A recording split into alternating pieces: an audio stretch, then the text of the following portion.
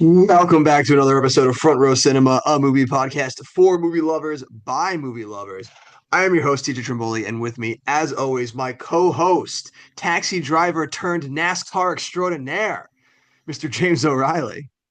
I don't know. This feels like cultural appropriation. I don't know that I want to dive into that realm at all. What, cultural appropriation to be a NASCAR driver? I will say I've ridden in a cab. Yeah, coming from the Triborough area, I would definitely say cab has definitely been in your past, present, and future.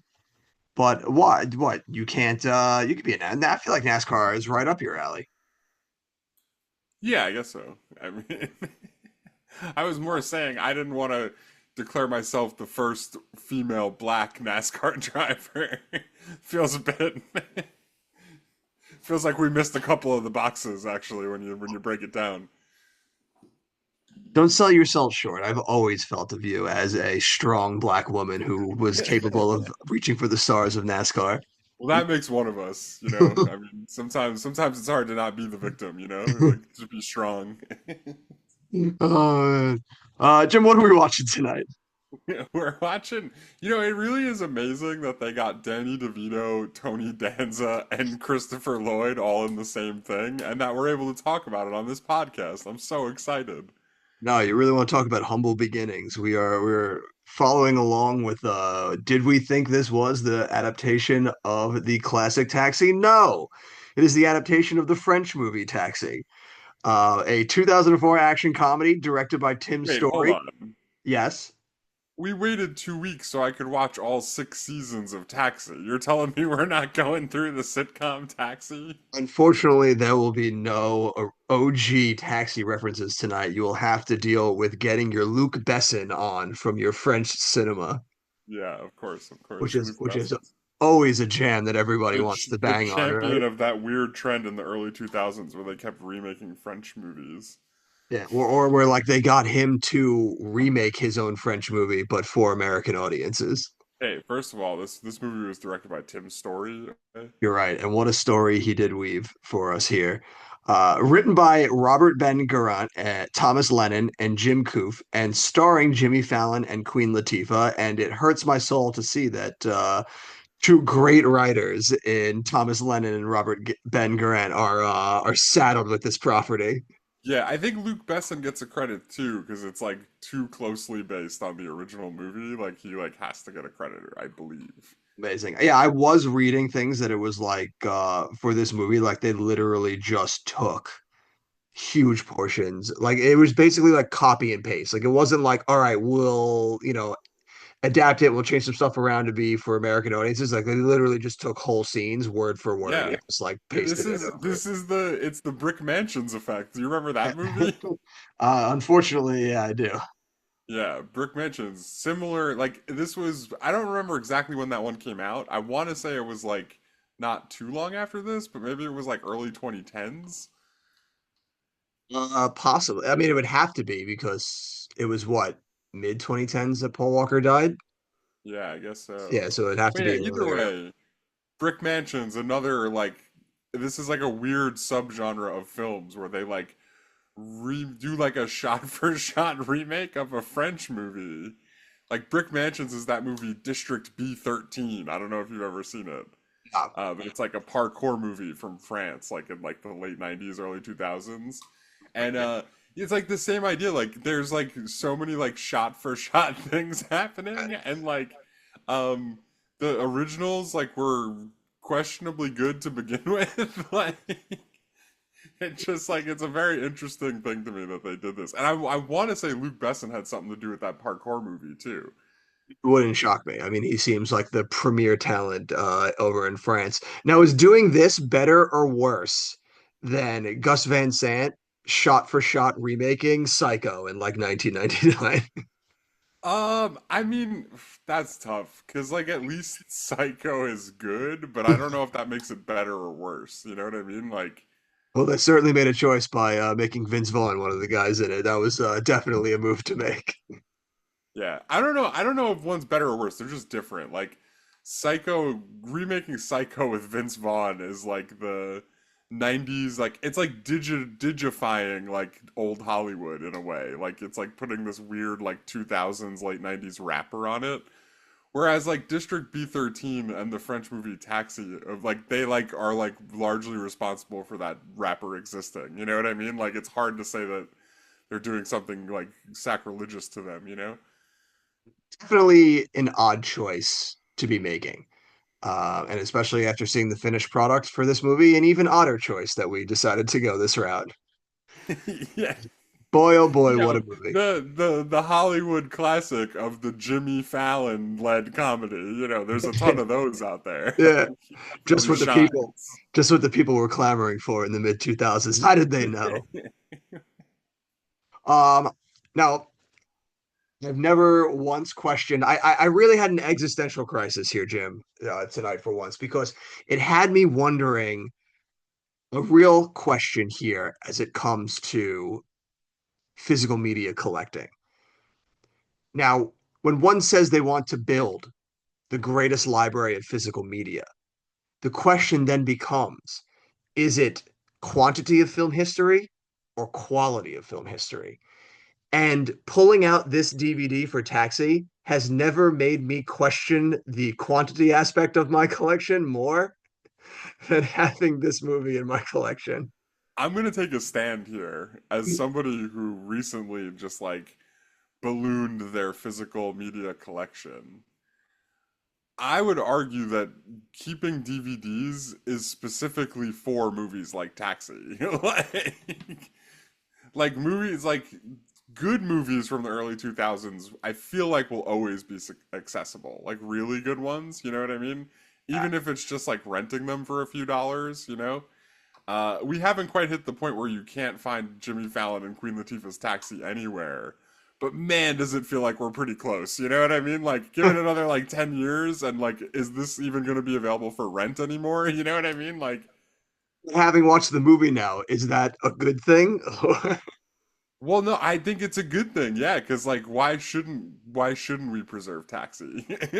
It's a fair point. Like, regardless of the quality of the movie, it is a portion of film history and therefore should be, contained in some way that, like, if somebody were to want to watch this, they should have the ability to be able to watch the movie. Yeah, and like it's not just a part of film history, it's that it exists in this like place in film history that I just feel like we need to preserve it just so people believe that it happened. Where you're like, yeah, they remade a French action movie starring Shot for Jimmy shot. Fallon and Queen Latifah, and it was like a buddy cop movie, but she was like a taxi cab driver who wanted to race in NASCAR. I don't know, like They're going to be like, dude, there's no way that happened. Like, who was the bad guy? Get this. right. Tom Brady's wife. And they're Giselle like, fuck Bunch, off, Tom dude. Fuck Brady's off. ex-wife, Giselle Bunch, played the like was the leader of the hot chick bank robbery crew. Like, wait, hold on. Yeah, The they're gonna be what? like, yeah, they're like, what? Excuse me? Who Like, was robbing the banks exactly? and it's like, and I know everything we've said so far, it makes it really sound like this is a movie you want to watch. But trust me, it's not. Yeah, it's I mean, right, but it's a movie that you may not want to watch. You need to watch it. You need But to at yes, least see it once, you know? I do agree that we should be preserving just as importantly our bad movies as we are our classics. But with just my huge vast library of movies, taking this one out and watching it, I was like, it was the first time I feel like in my collection where I was like maybe I've gone overboard. No, you haven't. You're preserving a very important moment in time, which is like maybe the only movie Jimmy Fallon ever gets to star in. I don't know. This is true. Yeah, I do. I'm able to, if anyone ever needs, I have my own blockbuster in my basement where I can show you the film history of Jimmy Fallon, however short it may have Yeah. been. I want you to sort your DVD collection by actor, but then like alphabetically within each actor, My just so God, I can see the section with Jimmy Fallon where it's just Taxi. it's Like, what, yeah, it's what, Taxi and Fever Pitch. oh yeah, that's true. All right, I'm taking a lot of pot shots at Jimmy Uh, Fallon. Fever Pitch, one of the best movies of all time. all right, easy, Tiger. But yeah, I mean, we're kind of burying the lead here with this movie, but we I don't have. I know we saw this in theaters. Like I know for a fact this was the I Friday know. Yeah, I movie that we remember saw seeing in theaters. this. Yes. But it was incredible going back to watch this movie because I couldn't remember a single aspect about this movie other than the fact that it starred Jimmy Fallon and Queen Latifah. I remembered the scene when they were at like the garage and they did like the laughing gas. I remembered that, but that's about it. I also like I remember having fond memories of seeing this in theaters, but I think it's just because it was so early on and like us going to the movies as like a group of people every week that it was like, hell yeah, man, like we're doing this every week. Taxi on the list. You know what I mean? Yeah, it Like was my just like, standards were very low at that point for what we would yeah. go see. But then we also have to remember we were also this is what 2004, so we are like 14, 15-year-old boys. Like I feel like this movie might be a lot more ingestible at that age when it is like you're saying, like we're just happy to be out and about on our own, like our parents aren't around, like we're allowed to like go and explore and figure out our own thing. And it's just a bunch of like young dudes hitting the theater together looking to have a good time. Like Yeah. so I feel like we were very forgiving back then. I mean, I know I was because I fondly remember seeing this. I don't, yeah, and I don't know. I don't think that bodes well for the movie in either direction. That I don't have any type of memory about it. Like I don't have any harsh memory of hating it, and I don't have any like enjoyable memory of like being forgiven to it. So that almost feels like worse because it's garnered no staying reaction. I mean, like I vaguely remember that it existed, and I'm glad that I watched it again. Yeah, That's about as much as I can say for it. well, glad is the right word, but we'll say it was definitely an experience watching it again. We did, like the DVD cover says, we did take a ride on the wild side. We sure did, yeah. Well, That movie did get wild. we sure did. That's for damn sure. We got a lovely log line here on the back, Jim, and it reads: Latifah plays Belle, New York's finest cabbie, whose taxi driving expertise, not to mention her loaded to the max vehicle, comes in handy when an overeager young undercover cop must crack a bank robbery plot hatched by a gang of sexy supermodels. I'm not gonna lie. The guy writing that blurb getting a little familiar with the Queen there.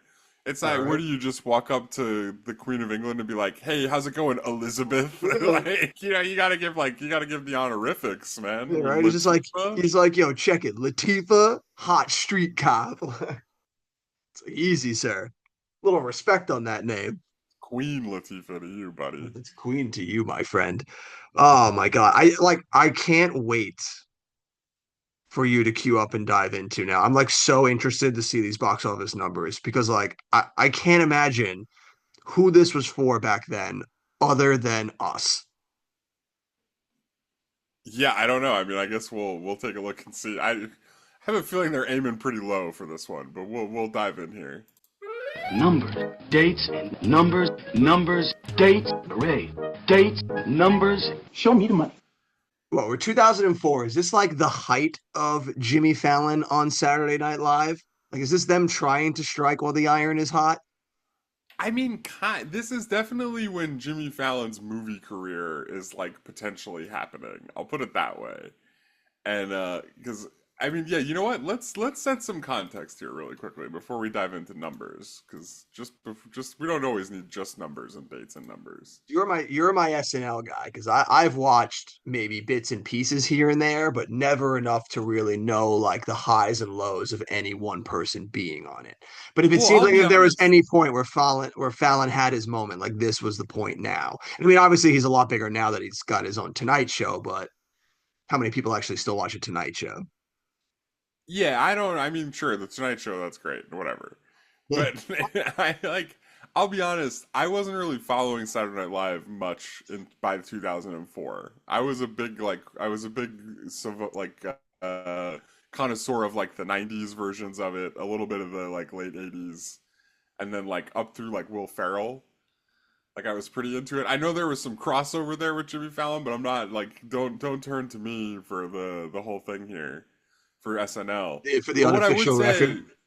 I mean, this is right. Like Jimmy Fallon gets like a few starring roles here, where like Taxi, Fever Pitch. The next thing he does is 2006's Dougal. What? It's like some animated like movie. I don't know exactly. He does like the voice. It's like the dog movie. Remember Dougal? No, dude, I've completely blocked that So out of my like mind. that's it basically. I mean, like he Yeah. does some like animated work after this. But yeah, I would say it's fair to say that this is like this is when Hollywood's kind of like dipping its toes into the Jimmy Yes. Fallon end of the pool, you know, like seeing Gave what him that's all about. they gave him two at bats and great. Yeah, but with all that said, we'll start here on Indigenous Peoples Day weekend, Oh, dude, we're still 2006, here. All right. the 8th through the 10th of October. Uh, Taxi's gonna open in fourth, so not great, not Really? great. Yeah, the It's Jimmy Fallon open fourth experiment not off to a good start. with $12 million, just a little bit over 12 million. It beats out Raise Your Voice down in sixth, which I think we decided we're not gonna watch for some Yes, reason. we decided we won't be touching. Sorry, Heather. And That it's still behind next week's like shoe-in episode here, Friday Night Lights. Oh yeah. Yeah, no, Taxi coming in on the low end here with our episodes here. He's gonna sit in the number 84 spot behind Anaconda's 12.8, but ahead of Black Knight's 11.2, which is just shameful. It beat out Black Knight. Far superior comedy. Yeah, I mean, I guess so. And I like I'm burying the budget here a little bit, but like just to talk. So I mean, $12 million opening. It's against a $25 million budget, and this is kind of what I mean. Like this movie, they're not really swinging for the fences, right? It's just like a dumb comedy. That like they're probably not even that upset with $12 million. Like I'm sure they wish they I did mean, better. You know, like it's not good by yeah, any but at least stretch. back then, we've come to see so through so many movies that you keep your budget at 25 million because even if you don't really hit that highs, you got that ancillary market in the background. Like you will hopefully recoup those costs like down the line. Yeah, let me put it to you this way.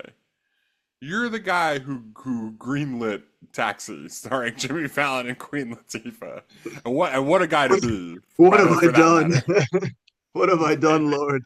Like, what's the number you hear where you're like gangbusters? We fucking did it. You know what I mean? Like, what's the number? Is it like 30 Honestly, million? if Because I got like, if I got 25 million and $1, I'd be happy. right? Well, I just mean, and like that opening weekend, like it I feels get to like keep it's the my 12 job, million's not boys. too far off. You know what that whatever we would say that number is. Yeah, I mean it's not horrible, and hopefully what you're going to make over your run in theaters as well as what you'll make from international markets like you're probably still like you're not sweating. It's not a win, but you're not like, all right, this is a complete and utter failure. Yeah, and like the number one movie on this fine Indigenous Peoples Day weekend was Shark Tale, week two of Shark Tale with like $31 million. So you know what I mean? Like we're not shooting for like an $80 million opening here. Like 12 million's low, but whatever, you know? Jimmy Fallon's like, I know I can't compete with Will Smith as a fish. Like it's just like, come on. Right. Like who can? It's Will this might Fish? we might be unearthing a Hollywood conspiracy to keep Will Smith at the top of the box office. Like, because I'm gonna ask you a question at this point that I think is like very important for my conspiracy theory. Is this movie better with Chris Evans? Like, Taxi? Oh, dude. it's like not even Yeah, close, not right? even close. Like And it's like the most unbelievably so. obvious one. It's like, yeah, you just put Chris Evans in your action Yeah. comedy instead of Jimmy Fallon. Like, Right. what are We we already doing, saw guys? that like Chris Evans looks great in a car from Cellular. Like we can Right, make this happen. right, right. He's already done Cellular. He's on the map, ladies and gentlemen. He's already done. I think he's already done Not Another Teen Movie, right? That would have come out by now. Yeah, I think that was the year prior, 2003, I think that came out. Yeah, so he's Right. he's So he's he's a got the commodity. comedy chops. You know what I Yeah. mean? Like, this was an absolute ball drop in my opinion. Like, just like, how do you not put Chris Evans in this movie instead of Jimmy Fallon of all people? Hollywood trying to make Jimmy Fallon happen. Yeah, dumb. so, Think so of what yeah, we I could mean, have like, had, Hollywood. with all that said, that's my conspiracy theory. The reason Chris Evans doesn't star in Taxi is because they were trying to keep Will Smith number one at the box office. Because I think we all know if Chris Evans stars in Taxi, this movie We got shoots straight to the moon, we right? got we Like, got a number one weekend on our hands. You got Chris yeah, Evans in this. Like Chris Evans, absolutely. like playing off of Tom Brady's ex-wife. Like, come on. Yeah, right. You could have. I'll tell you what, a little flirtation between them is a lot more believable when it's not Jimmy Fallon anymore. That's for sure. Chris Evans can play off anybody, damn it. Yeah, absolutely. But yeah, so with yeah, so I don't know, 12 million. I mean, not great, but it's Taxi starring Jimmy Fallon. So like, really, what are we thinking here? Anything like, listen, Going boys, we've salvaged what could have been a horrific defeat. right, going into weekend two, 34.4% drop. It's going to be down in sixth place with $7.9 million. Yep, that sounds like a quick sinking. And I don't know, like we'll do some of these other movies, so I'm just gonna keep jumping ahead. So we'll If get to this weekend three. if this makes it 4 weeks, I would be fucking shocked. So weekend three, it's gonna be down. It's a 47.7% drop down to eighth place with 4.1 million. Ooh, yep. We're going down quick. Weekend four, 48.9% drop. It's in double digits. In 10th place. It just Oh, narrowly. just narrowly hangs on. I can just feel the producers in that tenth place spot that week just being like, we should have got Chris. Yeah, and finally in weekend five, down in 13th place, $1.2 million. Taxi is out of the Ooh. top 10.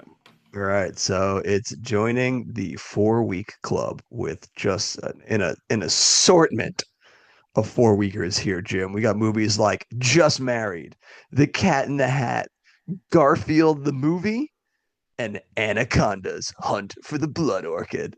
Wow. Just Wow. stellar company. Like, Seriously.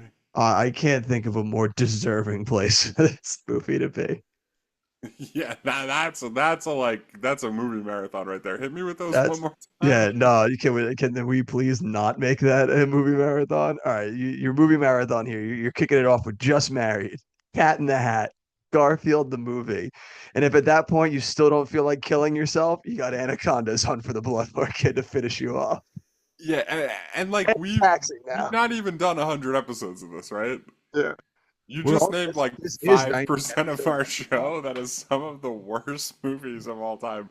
And you didn't even say the words American Wedding either. Like, what have we been Nope. doing with the Yeah, last couple of years of our lives, bro? yeah. Listen here, people. We're watching the true classics for all of you out there. Amazing things for you guys to be watching. Yeah. The Like, true remember back at the beginning when I was like, I feel like the early 2000s were like way better than movies now, and we're really gonna dive in and see. And we're like still in 2004, and I've learned my lessons so thoroughly. Like, if there's one thing we've learned that kind of like gives you a little bit of reprieve of the worry of the state of movies today, it's that there were plenty of dog shit movies in the early 2000s yeah, just as much as there are today. Like those right. really movies that will last a lifetime with you are very few and far in between, and they've always been like that. Right. I was like, dude, the early 2000s are unstoppable. It's definitely not just because I was a teenager and enjoying going to the movies with my friends that make me remember it with nostalgia. It's definitely not that. And then we get there and it's like, dude, did Clive Owen suck? Like, what do you Yeah. mean? Like, Nothing has hurt my soul more doing this podcast than having to grapple with the thought that Clive Owen might not be the guy I thought he was. Taxi wasn't even a little bit funny. Like, Yeah, right. I didn't get like, anything out of I this. remember it being funny. We're just like, I've made a huge mistake. Really feeling like Joe Bluth right now. Yeah, it'll happen. It'll happen. It's that survivor. What is it? Survivor bias or survivorship bias or whatever. All right, Jim. We're getting to towards the end of 2004. This is when they're going to really start dropping some heat. Yeah. So We'll are we finally have gonna some do good like movies. are we gonna can we do our yearly wrap up when we get to 2004? When we get to the end of it, Yeah. for I kind of sure. want to do a yearly wrap up where we go through like the Teen Choice Awards and like like see the Oscars and like the like see the recap real what our favorites were, you know? biggest winners and losers. Yeah, we'll see Yeah, what like we'll awards we focus would have mostly on given. the movies we've done, but like just as some or maybe we do it this way. Maybe for 2005 we do like a context setting episode. You know what I mean? Like where it's like, oh, we'll go over like here's like all the good movies, and then it's like, by the way, next week we're watching Daredevil. Like, Get yourselves ready, boys, because Electra's on the block. yeah, I don't know. We'll talk more about it, but we should do something like for each year. I would absolutely be down for a year end party, A wrap up in 2004. a Spotify wrap up playlist, everything you watched in 2004 and made you want to question your existence. Remember when All right, watching and then some Taxi made totals you for want to take a bunch taxes. of Hold on, sleeping we pills? gotta do the totals still. Yeah, yeah, give me the totals. Domestic it finishes with $36.6 million. Yep. International it finishes with $34.2 million for a worldwide total of 70 points. Let's say 70.8. Yeah, yeah. I mean, hey, you made your money back. You're the dude who pitched this movie gets to live another day. Yeah, maybe. I mean, they do make brick mansions later, and I Yeah, mean, yeah. again, similar They're like idea there. they're like, listen, Tom, fool me once. Don't fool me twice. That 70 and change gonna put us in the number 81 spot behind Holes 71.4, but ahead of Sky Captain's 57.9. That's so crazy that it made more money than Sky Captain. Yeah. That's like such a fantastic context for what a bomb that movie was. Just such a context for just these 2004 movies that we've been doing. It's just like incredible to see. I've very much enjoyed this fall setting of these movies because these are just like it really puts into context because right now, as we're doing these episodes, it's been a really rough time at the box office this year for, September and October has pretty much been a wasteland and they're like there's nothing good coming out, nobody's coming to anything. And then we do 2004 September and October and I was like, yeah, it's not much different. These are all pretty Yeah, shitty also. the only thing that's different now is that all media exists off of like sensational headlines. Yeah. So they're like, the box office, this just in, the box office is dead. Box office sinks to new lows. And it's like, I don't know, dude. Did you see Taxi in 2004? It seemed pretty low then too. Oh man, and low it was, Jim, because this might be one of the lowest critic scores I've seen in a good while. 9% from the critics. Oof. Yeah, That's so bad. it's hard. That's horrific. With 43 from the audience. It's animals. 6.7 from IMDb and an absolutely insanely way too high cinema score. A B plus. I mean, look, people left Taxi feeling good, man. Like, I don't know are how you they did it. telling me that seeing the first female black NASCAR driver didn't lift your spirits? It really just warmed my cold dead heart to know that there's still such highs that we could aspire to in this Yeah. day and age. It's a real Valentine's Day move. like, like, listen, we know the movie sucked, but come on, that's like history. Like, tell me you're not Listen, feeling good leaving that movie. Like, it's what an incredible time to be alive. yeah. And then we get some user reviews here, Jim.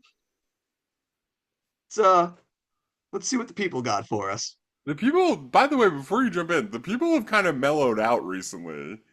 There was like a real peak of craziness when we first started doing this, which I think we can pretty directly attribute to 9/11. I mean, I think we did discuss as it went on that like the IMDb might have finally been healing in 2004. Yeah, and like, we still see some seeds of things, but nobody's quite as crazy as they were in the old ones yet. I Like, mean, we'll see though, I guess. I don't think we can ever get any crazier than the guy who fan casted the Bush administration war For as the character Troy. Troy. Yeah, like Yeah. I don't know if there's any higher Like mountains I he could got aspire like to. he got like 5 people deep into that fan casting. I Like mean, when you're fan casting Osama bin Laden as Helen of Troy, like I've been like, yeah. Yeah, there's right. So I don't know. It hasn't quite been that crazy where like and Osama bin Laden in the role of a lifetime as Helen of Troy. Like it Helen of hasn't been Troy. as crazy as that. Yeah, I mean, listen, But I there's suppose we'll see. yeah, you can only go down the mountain after hitting those highs. But we'll see if anyone here can help us hit those highs again. Our first one star gives us this lovely review, and they write, I have never seen a movie more moronic than Taxi. From the first 10 seconds of the movie to the credits, I have never, ever experienced a more predictable and borderline retarded film. Oh The boy. only reason I saw more than the opening scene was because I was stuck in an so this was a later review. I was stuck in an airplane on the tarmac for an hour and 45 minutes. I could write for the rest of my life and still never explain to you how bad this movie. Here's a quick list of the movie's assumptions. One, there's only one place in all of New York City to buy run flat tires. Two, there's only one red BMW anywhere in New York at a given time. Three, Queen Latifah is capable of riding a bicycle faster than 5 miles per hour. Oh, come on. I mean, I will say that was maybe the most egregious example of that's not Queen Latifah on that bike that I've ever seen. Like, I literally like rewound the movie because I looked away for a second, and then Queen Latifah was wearing the biker's outfit, and I was like, no, come on, like Like, it can't be. no, no, movie. No, no. I could go on and on for weeks. The 3 or 4 shots of Giselle in those skimpy outfits cannot make up for this poor excuse for entertainment. This should be used as a training tool in every film school in the world, as an example of what not to do in every sense of filmmaking. I just don't know what else to say. This movie will make you want to scratch your eyes out. All right, so Have you ever this guy gone hit a to lot of the hits. Have you ever gone to any type of schooling where they were like, all right, guys, and now today we're going to spend 3 hours learning how not to do Yeah, it? Like, on I how like not to make people a say that movie. all the time, and it's like, I feel like that's not a thing that happens anywhere. I mean, what a waste of a time that would be when like you're here to like learn how to like the ins and outs of filmmaking, and they're going to be like, now we're going to take pot shots at someone who tried to make a movie. We're going to Yeah. show you all the ways in which they utterly Now, failed. let me ask you something. Have you guys seen Jimmy Fallon's Taxi? Of course you haven't. I guess boy, are you in for a treat today? Because we're gonna learn what not to do. Like it's like a premise. It's so stupid. This sounds insane. But I'd like to appreciate him for hitting on the Chud energy, where we're going to talk about how hot Giselle looked in the Yep, movie. he got there. He got there. But You had to it get was there. so egregious that even that couldn't save it. Yeah, couldn't save it. Like when they're just driving around in their hot bikinis, like, and they open up, he opens up that suitcase and it's just full of lingerie. Couldn't save this movie.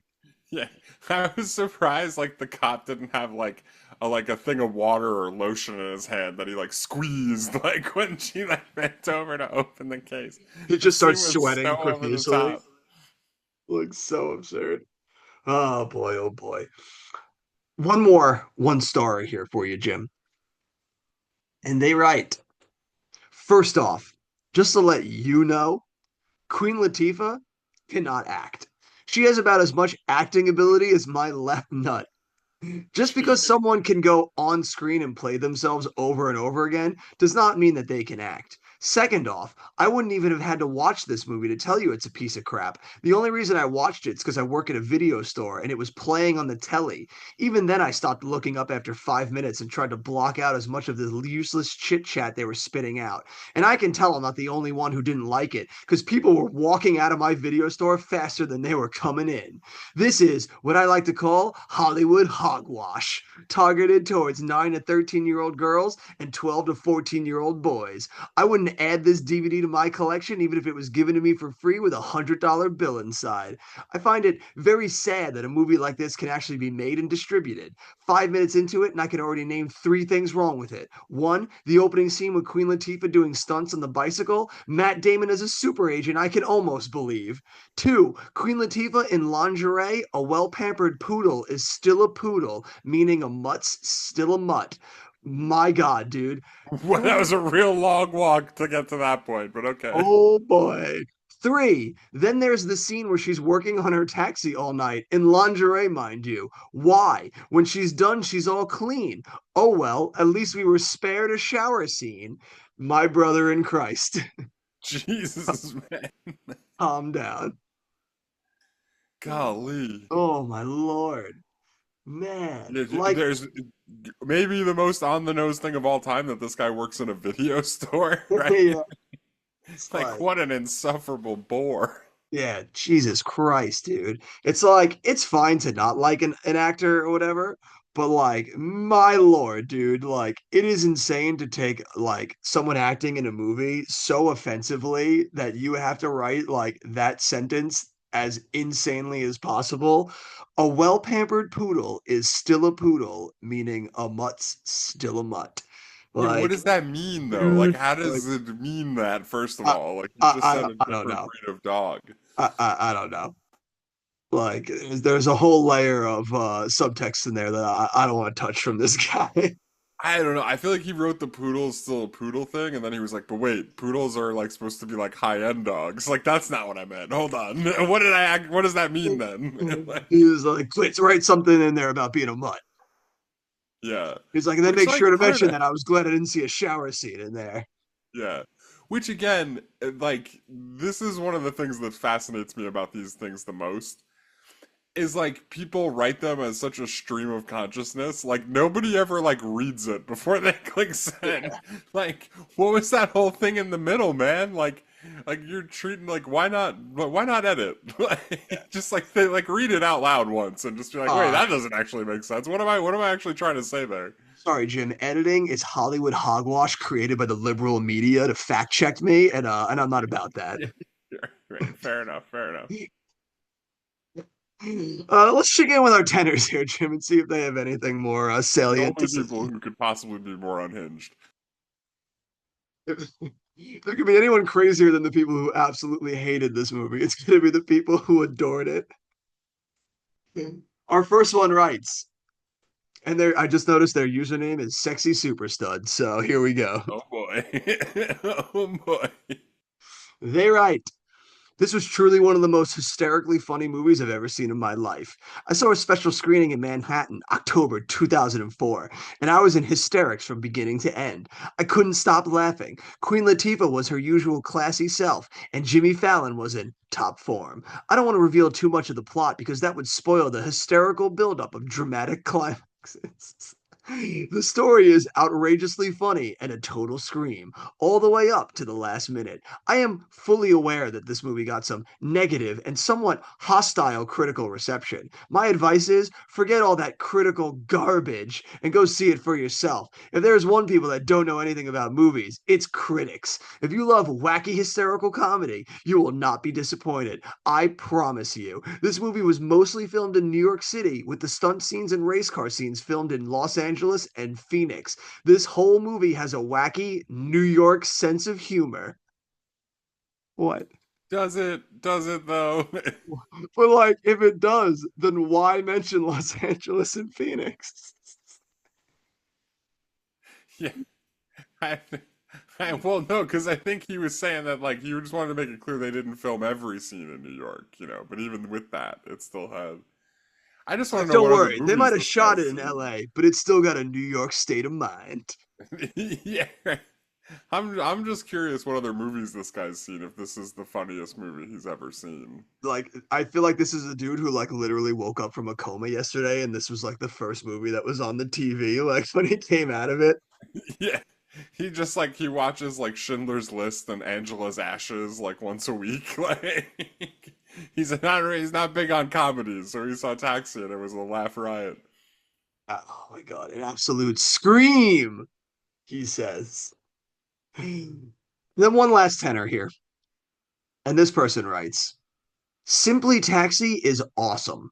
I have seen the original Taxi and its sequel, Taxi 2, which are both in French. And let me just say that this remake is so much better than the originals. Why? Because it's in English.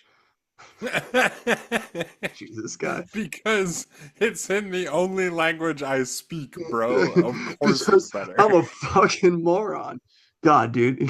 Also, because the cars are more modern and attractive, and those sexy European women, and because they are sexy European women and not men. But that might not interest some of you, but it sure interests me. Oh my god. Golly, dude. Oh my God. Like, sir, thank you for that. I'll never wrap my head around who on earth writes that review. Like, I'll never understand it. Thank you for that, sir. Are we just more internet savvy these days? Like, that's such an embarrassing thing to write, I feel like. I It's don't know. like such an insane thing. Like, just word diarrhea, man. Like, because like not only are you telling on yourself that you're just like an ignorant idiot, like I like this movie because I don't have to read subtitles and it's in English, something I can actually understand. Yeah. But then to also be like, I know it might not interest some of you, but those sexy European women sure interest me.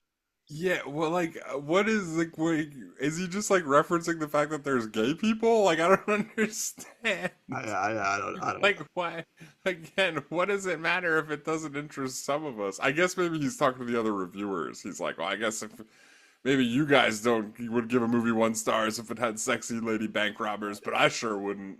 Something like blissfully, gloriously dumb too about a dude like at the same time in one breath complaining about the movie not being in English and hating it, but also loving sexy European women. It's like, yeah, dude, Yeah, like, he what do wants you his think? movies to be in English. He doesn't want his women to speak English. Like, what are you crazy? Then he actually has to talk to them. Like, he just wants to. He's like, man, I sure do love it when they speak that Portuguese, man. Oh, what a She's got a man. honey-do list for me. I can't even read it, bro. I don't got to do any of it.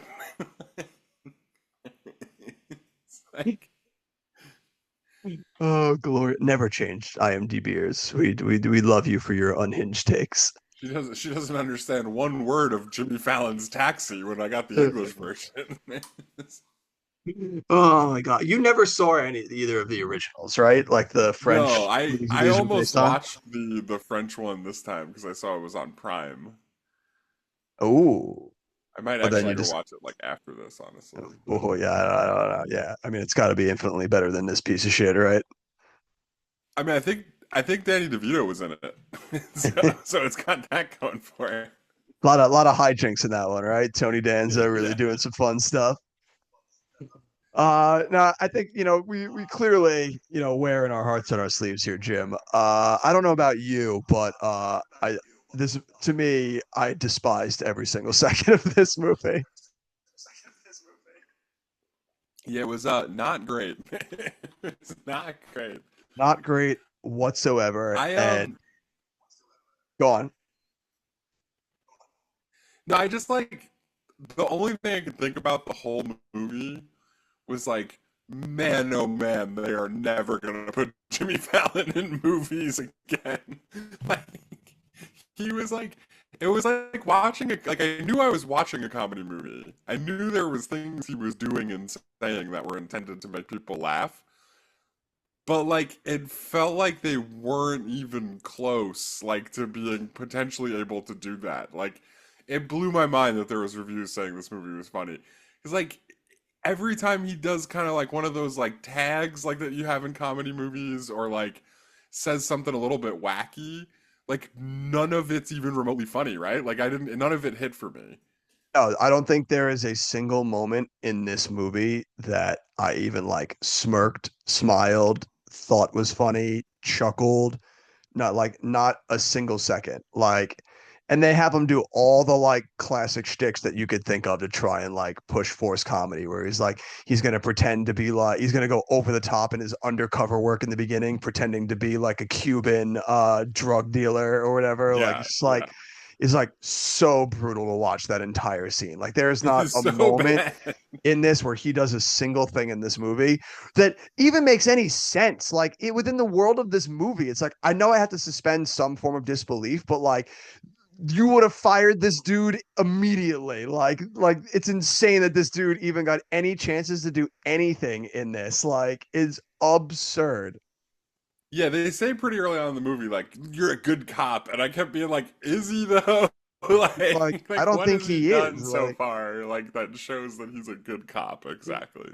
like you just want to say he's a good cop because like his heart's in the right place, but like he's still like a bumbling fucking moron. And not to say that like you can't have like a detective in something be kind of like a bumbling buffoon or anything, but like there's at least something about them that like they're not like bad. They're like still good cops. They're just kind of like eccentric.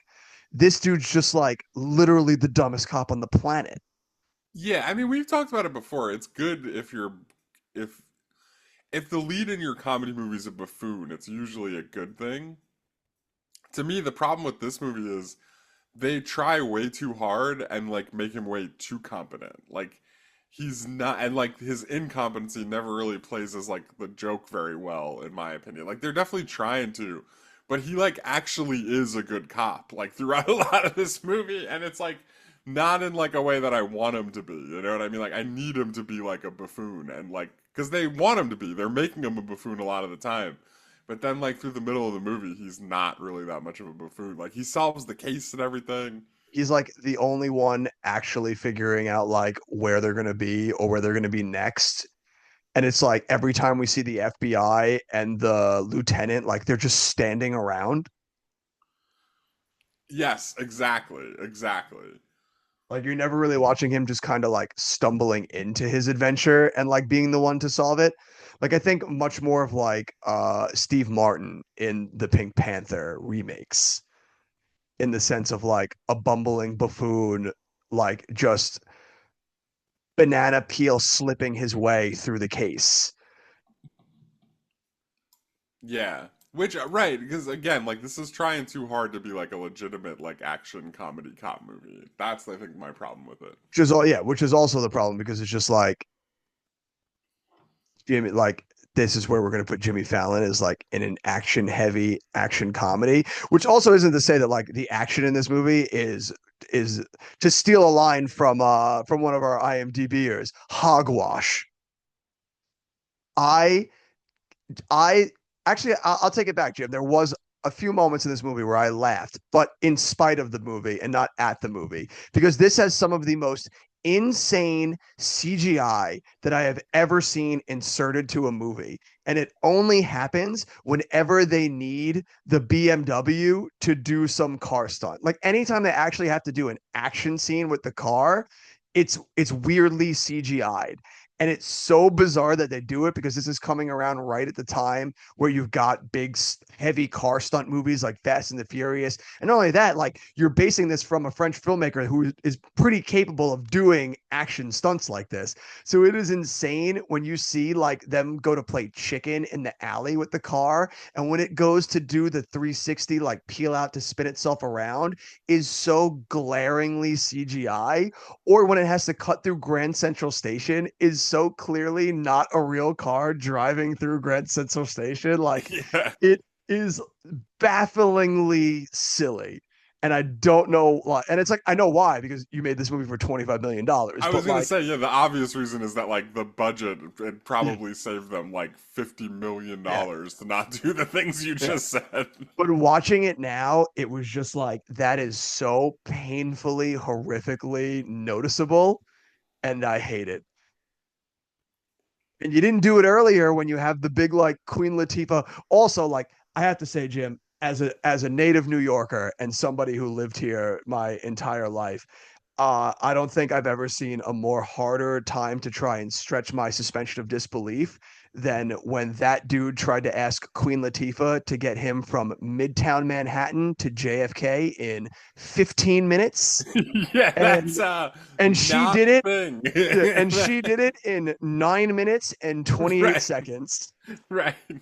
JFK is like on Long Island. It's like not Like, I'm sorry, but like you're not even getting to the fucking Queen Midtown Tunnel in 9 minutes and Right, you 28 wouldn't even make it seconds. 2 blocks in 9 minutes in Midtown Manhattan in the middle of the Like, absolute buffoonery. But that day. Yeah, whole, but hey, but for that a whole, hundred dollars, she's gonna yeah. risk life and limb, dude. Like she's gonna get him there in 9 minutes. All right. Which also is another thing. Like, there's Like, probably have like, you considered that Queen Latifah has like rocket boosters on her cab? yeah. Also, absolutely insane when she just has like the James Bond taxi car, as if like you gotta go like there's no way the taxi cab company wouldn't be like checking your cab, right? Like Yeah. Well, no, I'm not gonna get into the realism of that. I just think it's so funny that she had like he was like, get me there in 15 minutes. And she literally used up a full minute, like flipping the cab to like whatever, like super, like like epic fast cab version it was. it was like a fucking scene in like Batman when he's like pimping out the Right. Batmobile to take off. It's like, what are we doing? Yeah. And it looked like a race car. I mean, I don't know. I thought that part was actually pretty sweet. She had like the fucking boosters in it and everything, like already prepped with the fake license plate to go in the back. I was like, already this movie is too much for me. Yeah. Yeah. It's, I don't know. I like that was those were the parts I liked. Honestly, Queen Latifah was enjoyable. If this was like just a Queen Latifah movie, I think I would have really really liked it. But It like probably would have been at least easier to swallow. they just had Jimmy Fallon just Jimmy Fallon up the place. Like Yeah, which it's just every moment of this movie is just like bafflingly absurd. It's just like forced comedy throughout the entire thing. It's like, okay, we're like the boyfriend doesn't want her there, so she's got to go stay with him for the night. Like, oh, we're gonna go meet his drunk mom. yeah, who is like a lush, but they made it like I just thought it was interesting to see a comedy movie where they're just like, yeah, she's just a fucking drunk, you know, what are Yeah, you right. gonna do? Like, He's just like, mom they were drinks. That's they were just what we actually do. very abusive, but wasn't that funny though? They like threw him in the car at 6. Yeah, that I think that was also a moment where I was like, I laughed in spite of myself and was like, fuck you, movie, when they like explained like his backstory for not being able to drive. And it was just like, forgot, like, it was just that, like, the trauma of his dad just like bullying the shit out of him in like a sink or swim type thing. It was like, yeah, we threw him in the water, just teach him to sink or swim. And he's like, yeah, and that's why like you just did the same thing with teaching him how to drive a car. And it was like, what the Yeah. fuck are we talking about right Yeah. now? It And was like, like not only did that happen to him, but his alcoholic mother in the present day is like, ah, you're so sensitive. uh, It's just- like it was just yeah, like, it get was the this right guy. thing to do. Also, like even insane going off of that though, that they were like, this guy will be a police officer even though he can't fucking drive.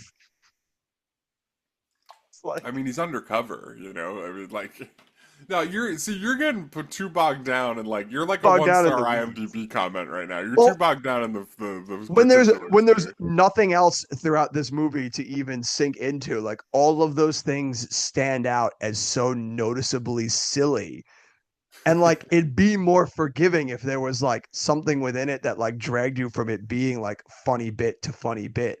But when it's not there, all of this stuff just like glaringly sits there as just like too absurdist. And it like you can't jive on it because it's like not flowing with the rest of the movie. Like, Yeah. Can I walk a maybe like a kind of thin line here for a second? Because I have like a I'm intrigued by okay. this. All right. Hit me with your intrigued thought. So like Queen Latifah is like very obviously the star of this movie, right? Does Jimmy Fallon play better because he's just like the nerdy, like ineffectual white dude? Like he's almost like what's the guy who plays Schmidt on New Girl? Oh, I don't know what his name is, but I know, yeah. You ever see that show that he does with Cedric the Entertainer where like he's No. like the dude's he's like Cedric's neighbor and like he's just like I think it's called The Neighborhood. Like, Oh, I've never even heard of that. That sounds hilarious. yeah.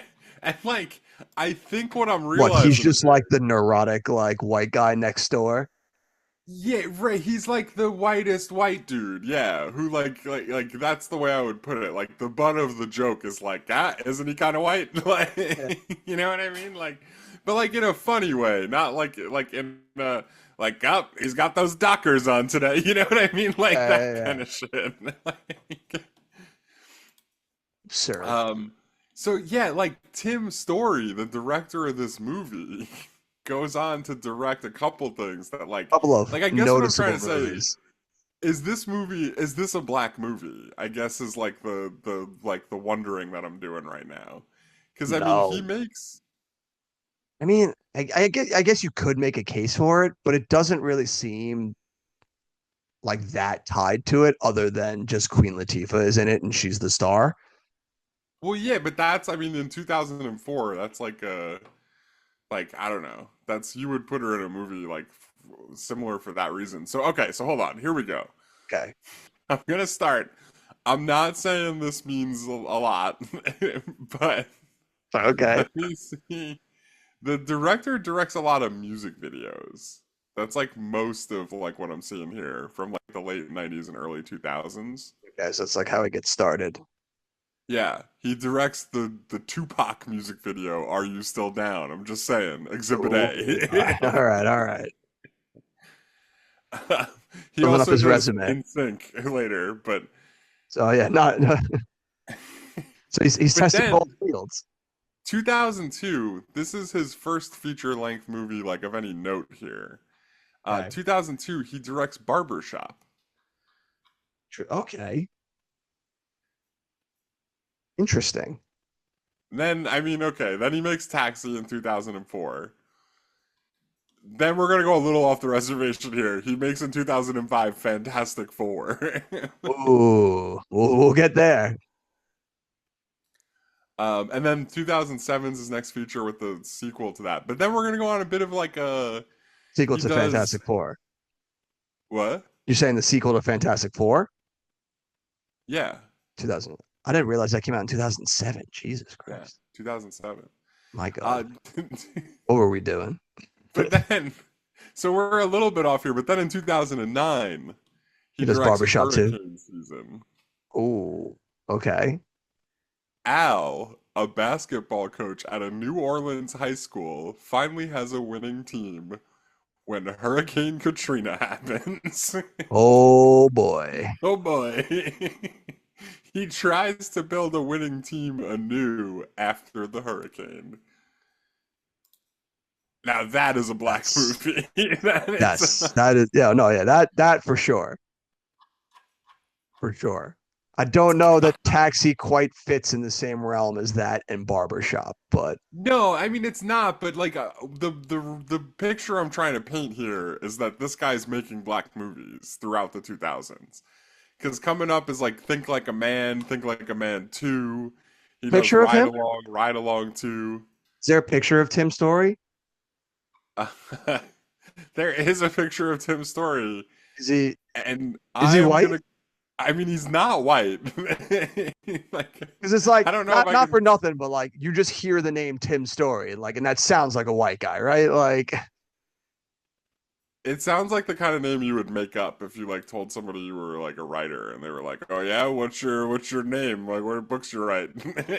You're like, "Yeah, my name's Tim Story."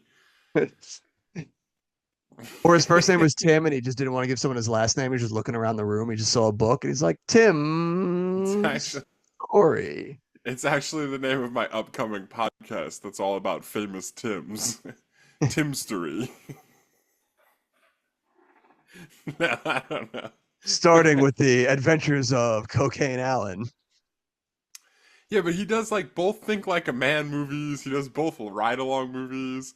He did The Blackening a few years ago. Yeah. Like, Well, okay. I think Taxi is a black movie, dude. I think that's the angle we missed here. Like, I mean, you're definitely making the claim for it with oh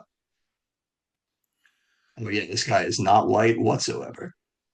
Yeah, and I think that makes Jimmy Fallon make a little bit more sense. Like he's Oh like yeah, the dude. neurotic white dude. That's Oh, like his part in this.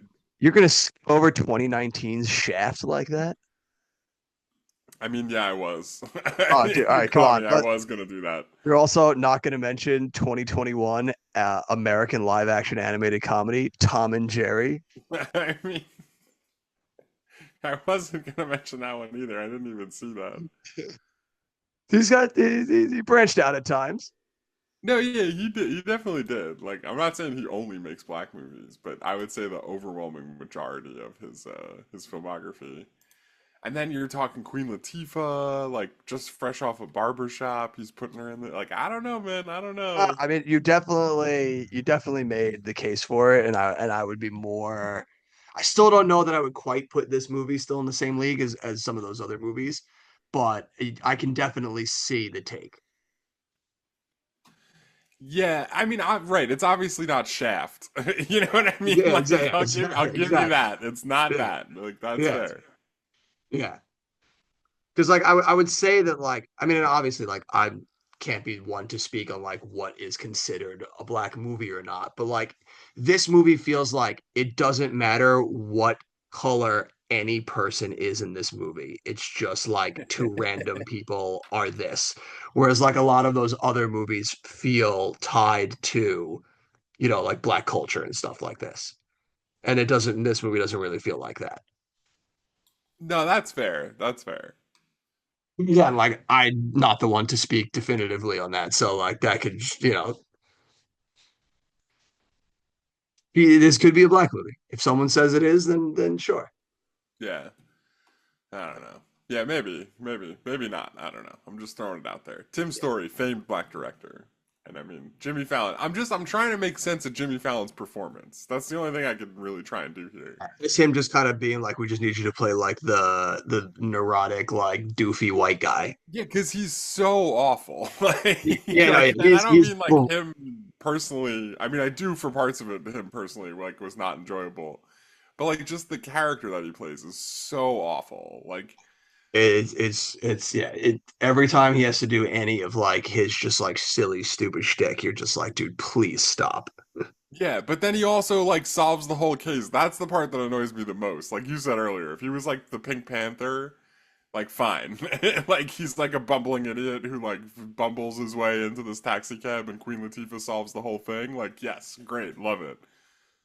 But we're like, nope, we're gonna make him actually like a competent guy, even though like every single person in this movie is emasculating the shit out of him at every turn. Favorite part when he like approached her outside and he was in his like plainclothes like police officer uniform. Or no, not plainclothes. He was in the police officer uniform. And for some reason he had like a pretzel like, that she like karate chopped out of his hand.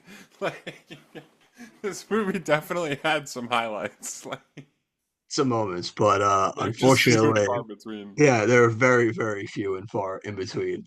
Uh, I love that like we learn next to nothing about the villain's plans other than that they're just robbing banks and need They're money. just bank robbers, yeah, They're just bank who have robbers. the convoluted plan to put the money in the garbage and then kidnap the garbage man's family so that Yeah, he will deliver the money to money. them. Which yeah, it's just like I feel like you guys don't need that guy at all. I That's feel like like a that's whole extra step. You could yeah, just take the money. that's Like, like such an unnecessary risk to add to the plan. right, right. Like literally anything can happen to the money while it's in that garbage bag. Like what are you doing? Like, especially in New York City, bums go through the garbage all the time. Right, right. I mean, like, point proven. And then they were like, they weren't even like doing it like surreptitiously. Like, she was literally just like dropping it in the garbage, like on the way out of the bank. Like, Like, you watch her walk out of the bank with two huge bags and just stuff them into the first garbage she right, saw. right. Like, Because, they didn't have like security cameras in New York City in uh, 2004 yet. Like, it's like the Wild absolutely, West out there. Nobody was checking the garbage. uh, Like, like absolutely unhinged. And the ending as well, where his giant plan, which they don't set up in anything at all, is to just know why is there one random section of like 4 foot of highway built, but then on either side of it, it's just not there. So who builds highways like that? It's a trap, man. The police Like, have entrapped them. Like, it's no, the I'm most with you though. It's a lot of. It's insane thing. honestly, it's the same as the thing we were just talking about, where the only reason your plan would ever be that, like where you drop it in the garbage and like have a garbage man pick it up and you kidnap his family so he delivers it to you. The only reason you would ever do that is so like the movie characters have like a thread to follow, like where they can be like, "Oh my God, it's the garbage, of course," you know, like it doesn't make any sense for them to do it that way. And same thing with the highway. Like the only reason it's there is because it's like a cool thing to film for. That's how they catch them in the end. That's literally it. You They're know? just stuck on that one little like part of it. It's like, oh my god, dude. It was like, what is happening? Absurd. Yeah. I hated this movie.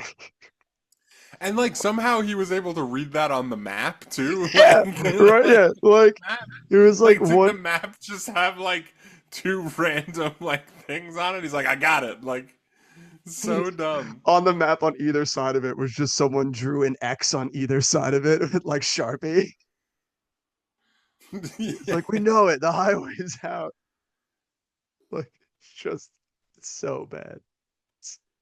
Yeah, no, and this also like this movie also does like a thing we've talked about a lot recently, where like just as the movie goes on, it's like, well, we're 45 minutes in now, so now this has to happen. And it's like, oh, now we're an hour and 15 minutes in now, so actually he can drive. You know what I mean? Like Yeah. very little earning happening. The driving thing they did, I would say, but like him like having like plans and stuff, like that all of a sudden worked like a charm, like they just like they never really like figured it out like enough for me to be like, oh yeah, perfect. Like the exact opposite's gonna happen this time now. It's all gonna be perfect, you know? Yeah, like it's all gonna come together. It's like, nope.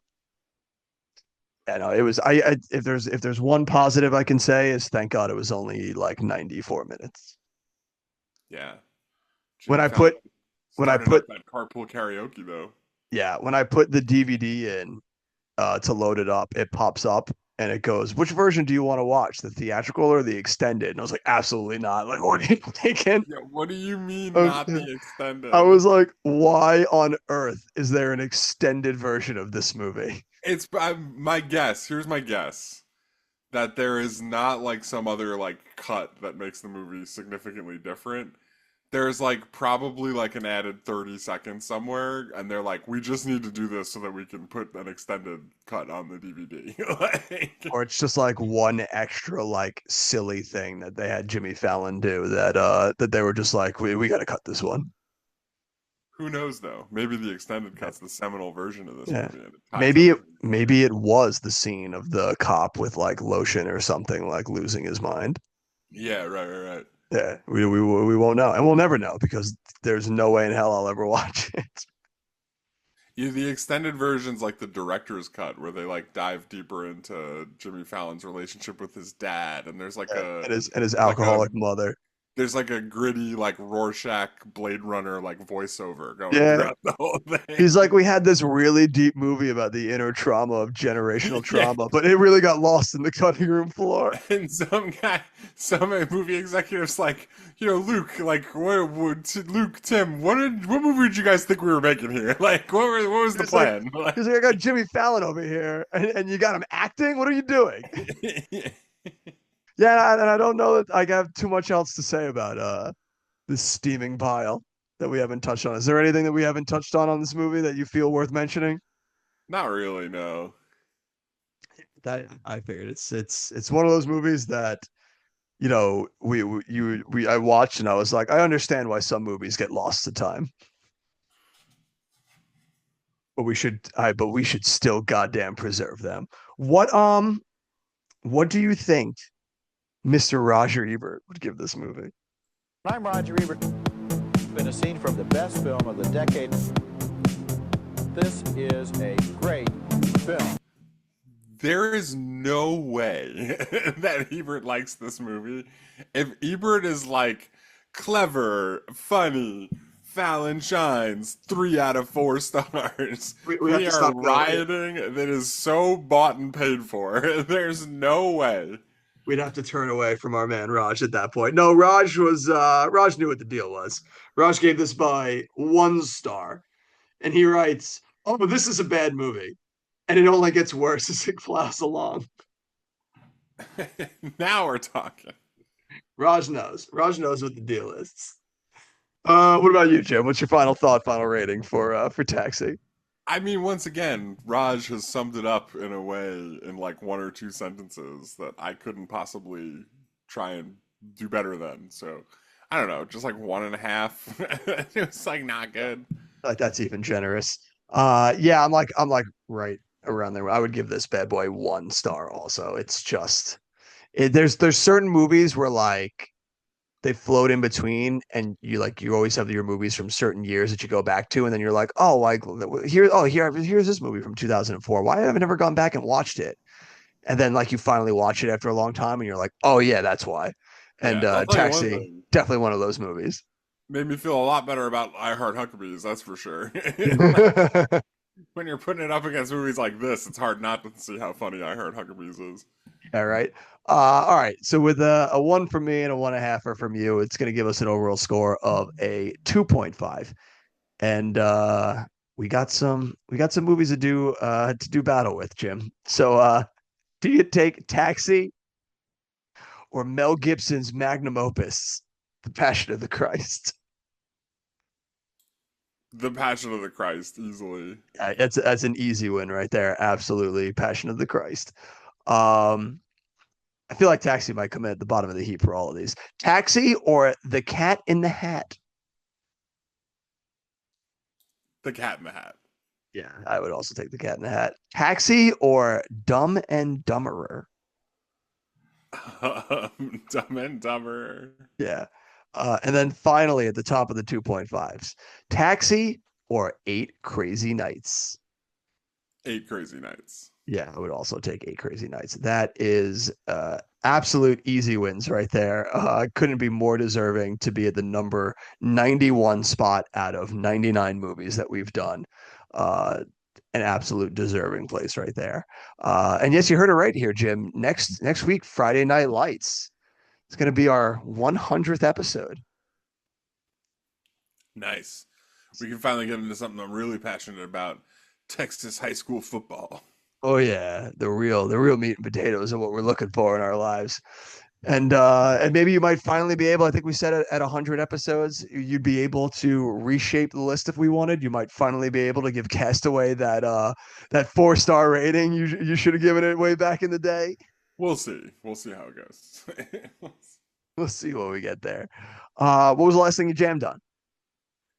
I watched a bunch of like the Maze Runner movies.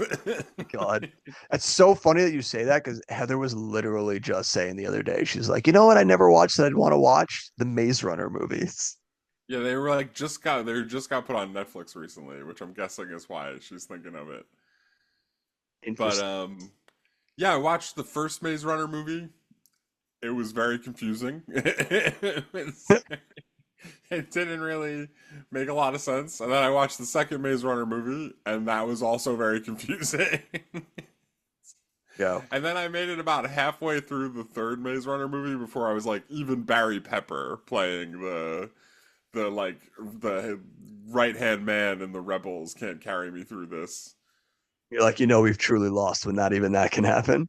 Yeah, it really is like the reason I bring them up and the reason why I watched as much of them as I did is because I thought it was like a really fascinating like snapshot into a time when they were just like, "Hey, you got a movie about a teenager? Is the world terrible? Let's do it!" And like, After Hunger Games, they really were just like, how hard can we bleed this dry? yeah, they're like, "You wait, you're telling me there's how many dystopian teen coming of age novels? Like, you guys write like 10 every year? You're saying, and there's like multiple books for all of them? Like, how do He's like, they're like, we're gonna eat good for the next few years, boys. yeah. And I'm little, pretty sure Maze Runner is the one that like everybody was like, all right, let's pump the brakes. Actually, they're like, you know what? maybe, Maybe we maybe don't. we're getting a little ahead of ourselves. Little did they know that the best dystopian teen thing was actually on TV, and it was called The 100. Yeah, easily the best one. Yeah. Easily. That's too funny. I actually just watched the new Catherine Bigelow movie that got dropped on Netflix, A House of Dynamite. Okay. And I gotta say, I can't remember a time where I watched a movie and the first 40 minutes were so intense and enthralling, and I was like, God damn it, she's done it again. Yeah. And then spent the rest of the movie absolutely butchering all of that goodwill. Oh no. Unbelievable misfire on this movie. I couldn't believe it. How long is it? I want to say it's on just under 2 hours. Like I want to say like hour 45, maybe hour Okay. 50 or like around there. But I it's think it they was a lot. make this baffling decision because so the movie is about like they can't track it on their system, but somebody has launched a nuclear weapon at the United States and Oh it's going to no. hit Chicago. And you're watching in real time like all the different facets of the government as they like are figuring this out, figuring that it's not a test and like implementing the system and process to like try and like get Sure. all this. So it is so fucking thrilling. Like you're watching this as it's going along and it's building up to the point that like they're realizing that like all their measures are going to fail and this nuke is going to hit Chicago. And you're watching it like happen. And then all of a sudden it cuts to black. Like you're following like Rebecca Ferguson's character throughout most of it. She works in like a Okay. department of it and you're following it through. And then right as it's about to hit Chicago, it cuts to black. And then the movie starts over but from another person's perspective for the same thing happening. And it's like, no, fuck you, dude. You just blew all of the tension. Oh And so, yeah. no. So now you watch the 'Cause what whole could possibly be different that would make it worth watching again? nothing. You get a Like, few extra lines of dialogue that like you didn't hear because you weren't at that spot, but it changes fucking nothing. And then like as they start doing it and getting you invested in it again in the second one, it happens a third time. And then now you go and see it from a third person's perspective. And I was like, fuck oh. you, dude. Fuck you. Fuck It's you. the kind Like, of thing like if you're gonna do that, you need to have a really good reason yeah. And they did for not. doing that. Like they need to like vibe and like there needs to be like what's it? Glass Onion comes to mind where like you relive a lot of the beginning of the movie through like a different perspective. Peeling new But it's like layers. right, it's a revealing new information when you do it. Like it's Yeah. not literally just the same thing over again. And it's also like pretty quick.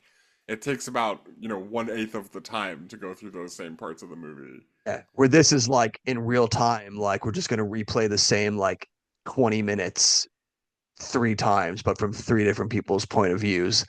And by the time you get to the third person, you're like, dude, like, I don't care anymore. Yeah, interesting. Yeah. It also just feels A like real bummer.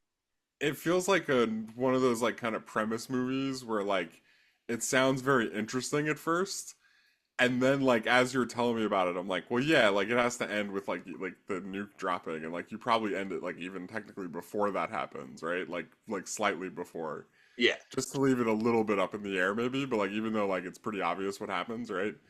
Um, and then there has to be some kind of like thing carrying that for like 90 minutes, that's where I think it falls apart. I don't know that you like it exists, you know? Oh, it Like doesn't. it feels like it's so interesting when you say it in like two sentences, but then the more you think about it, you're more like, yeah, well, like, but how is that a whole movie though? And it sounds like exactly the way you described it, honestly, like the way they split it up. Yeah, it was tough. There So just isn't enough meat on that bone. yeah, and the answer to the question, there was not. There was not enough meat on that bone at all. So that was a super disappointing watch. But yeah, those are the movies we checked out this week, and Taxi as well. So do your due diligence, preserve your film history, people. Go watch Taxi like we had to watch Taxi. Yeah, do I'm it. sure you join us back here next week for our 100th episode when we dive in to the absolute classic that is Friday Night Lights. And as always, we'll see you at the movies.